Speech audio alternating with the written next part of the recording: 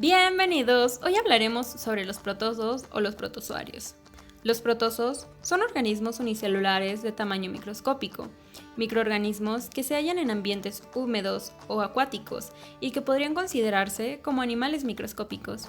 Sin embargo, en algunos sistemas de clasificación biológica forman un reino propio llamado protozoa, y en otros casos forman parte del reino protista, dado que se considera el primer paso evolutivo de los seres eucariotas, previo a la existencia de los animales, plantas, hongos y algas que conocemos.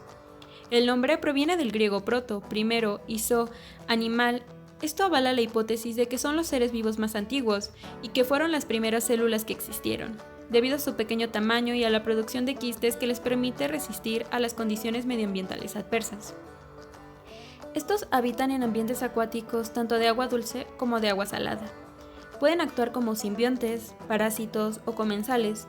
Algunos de estos son responsables del desarrollo de enfermedades como es el paludismo. De igual manera, puede haber especies que son terrestres, aunque los que más abundan son los protozoos acuáticos, principalmente por el hecho de constituir medios ricos en alimentos, ya que los que viven flotando en el agua tienen cierto valor biológico, pues se integran en el zooplancton y por ello forman parte de la alimentación de otros animales. Los protozoos, aunque son unicelulares, pueden ser coloniales, pero cada individuo se desenvuelve por sí mismo, sin depender de la colonia aunque ésta llegue a fragmentarse. Los protozoos son organismos heterótrofos, en los que sus principales fuentes de alimentación la constituyen las bacterias, otros organismos y determinados restos orgánicos. Por consiguiente, son más abundantes en áreas en las que existe materias en descomposición o bacterias que les suministran el alimento que requieren para su subsistencia. Casi todos los protozoos utilizan la reproducción asexual, mediante el proceso de fisión, donde el organismo se divide en dos o más células hijas, de manera que cuando este proceso tiene como resultado la formación de dos células hijas similares, se conoce como fisión binaria, mientras que si una de las células hijas es mucho más pequeña que la otra, el proceso se conoce como gemación. La reproducción sexual es mucho menos frecuente que la sexual en este tipo de organismos. Igualmente se puede dar el fenómeno de esporulación mediante enquistamiento. La reproducción en ciertos protozoos, sobre todo los parasitarios, es en general completa, ya que precisan de huéspedes para culminar el ciclo reproductivo. La clasificación de los protozoos. La clasificación de los protozoarios o protozoos se hace en base de dos características. La primera, la estructura que utilizan para moverse, ya sea pseudópodos, flagelos o cilios. De acuerdo a la clasificación de Corliss de 1984, hay 4 tipos de phylum. El primero es el phylum Sacromasticopora, que pertenece a los organismos que mueven por pseudópodos o flagelos. La número 2 es el phylum Xylopora, incluye protozoos que se mueven por silos. El 3, phylum Apicomplexa. Este phylum agrupa protozoos intercelulares obligados, que no poseen una estructura para moverse, pero estos tienen reproducción asexual, con formación de merontes o esquizontes, que contienen merociotos, y sexual con la producción de oquistes, o un número determinado de esporocitos, dependiendo del género al que pertenezcan. Y el número 4 es phylum Microscopora. Este phylum comprende microorganismos intercelulares obligados sin estructuras de movimiento y reproducción asexual por esporas.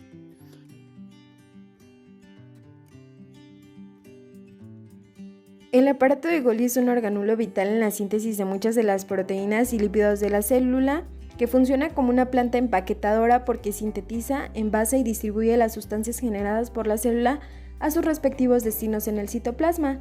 Las células pueden tener uno o varios de estos aparatos que se encuentran ubicados cerca del núcleo celular y del retículo endoplasmático. El aparato de Golgi consiste en dictiosomas, que son un conjunto de sáculos membranosos aplanados y apilados rodeados por una red tubular y por un conjunto de vesículas. Adentro de cada dictiosoma se encuentran las cisternas en donde se empaquetan las proteínas y los lípidos.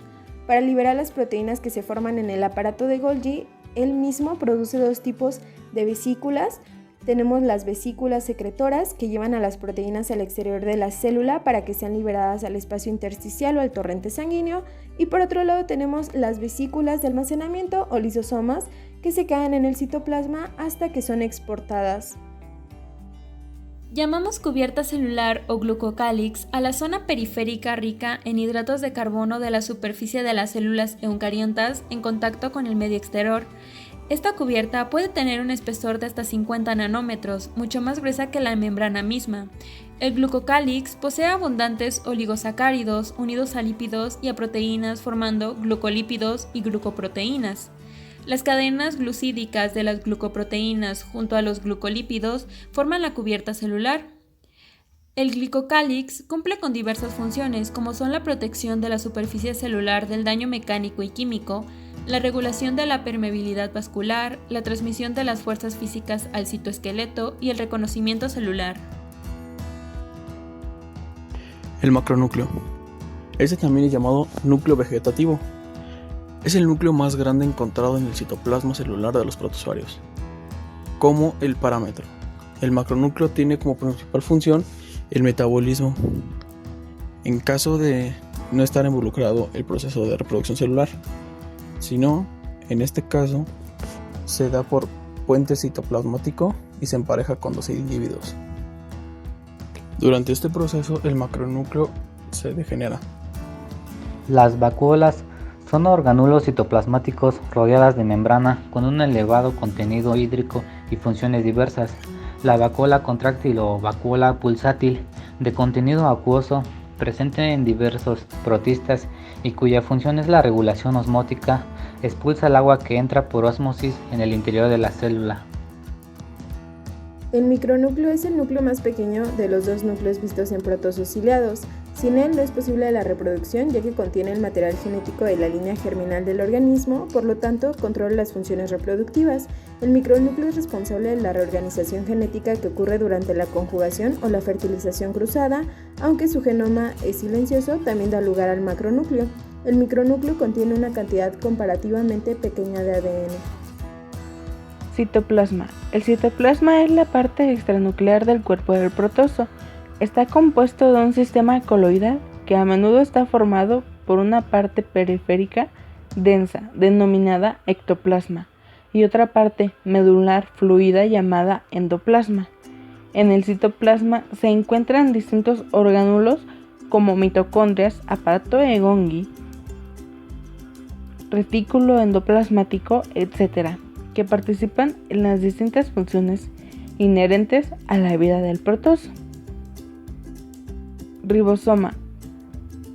Un ribosoma es un complejo supramolecular formado por ácido nucleico, es decir, moléculas de ARN y proteínas, que sirve como el sitio para la síntesis de proteínas en la célula. El ribosoma lee la secuencia del ARN y utilizando el código genético se traduce la secuencia en bases del ARN a una secuencia de aminoácidos. Membrana plasmática. Es la típica celular que presenta 3 capas, 2 proteicas y una lipídica de rigidez y grosor variables. A veces es muy fina, poco definida y por tanto es más teórica que real. Además permite deformaciones del citoplasma, como es el caso de los amébidos. En otras ocasiones, la membrana plasmática presenta más rigidez, conteniendo las bases de los flagelos y los cilios, lo cual le confiere consistencia. Estas bases forman una estructura membranosa llamada película o periplasto. Las mitocondrias son organelos celulares formados por una doble membrana, una externa y una interna, que limita un espacio intermembranoso y una matriz mitocondrial. La membrana externa es lisa, pero la interna forma unos pliegues o crestas que aumentan su superficie y permiten que se distribuyan en ellas muchas proteínas enzimáticas y de transporte, entre ellas las que forman los complejos enzimáticos de la cadena respiratoria, destinados a la producción de energía. En la matriz se halla el DNA mitocondrial, molécula circular formada por una doble cadena que contiene información para 37 genes, todos ellos relacionados con la producción de energía, principal función mitocondrial. La energía es producida por sustancias químicas que siguen distintas vías dentro de la célula, en otras palabras, son convertidas, y ese proceso de conversión produce energía en forma de ATP, ya que el fosfato es un enlace de alta energía y proporciona energía para otras reacciones dentro de la célula. Las mitocondrias tienen también otras funciones importantes, entre ellas la señalización, diferenciación, muerte celular programada y control del crecimiento celular. Retículo endoplasmático. Es un complejo sistema de sáculos y túbulos aplanados conectados entre sí, que delimitan un espacio interno denominado lumen o luz del retículo. Se comunica con el complejo de Golgi y con la membrana nuclear externa. Su función principal es la síntesis de proteínas y lípidos destinados a la secreción y o a la renovación de las estructuras celulares. Desde el punto de vista estructural y funcional, se distinguen el rugoso, o conocido como RER, y el liso, REL. El RER está compuesto por una serie de cisternas aplanadas con ribosomas adheridos a la cara citoplasmática de su membrana. Su espesor es de 7 nanómetros y es más fluida que la membrana plasmática. Sus funciones principales son la síntesis y o modificación de proteínas y almacenamiento de proteínas. El RR está presente en casi todas las células eucariotas, excepto en los glóbulos rojos.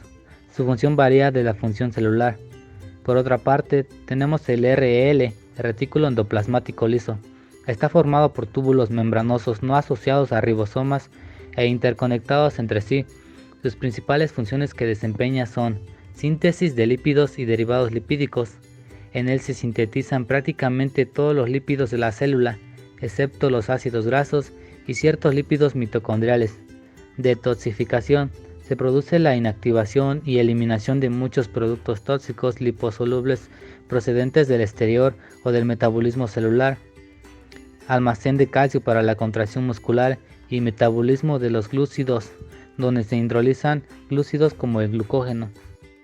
La envoltura nuclear es una doble membrana que delimita el núcleo de una célula. Esta sirve para separar los cromosomas del resto del contenido celular.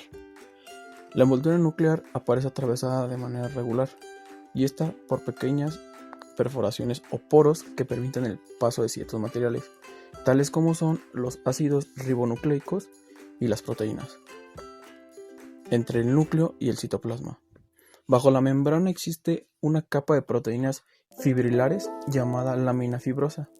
El origen de esta membrana es el retículo endoplasmático. Finalmente, los dejamos con unas imágenes de nuestra maqueta. Por nuestra parte esto ha sido todo, muchas gracias por su atención y muchas gracias por ver.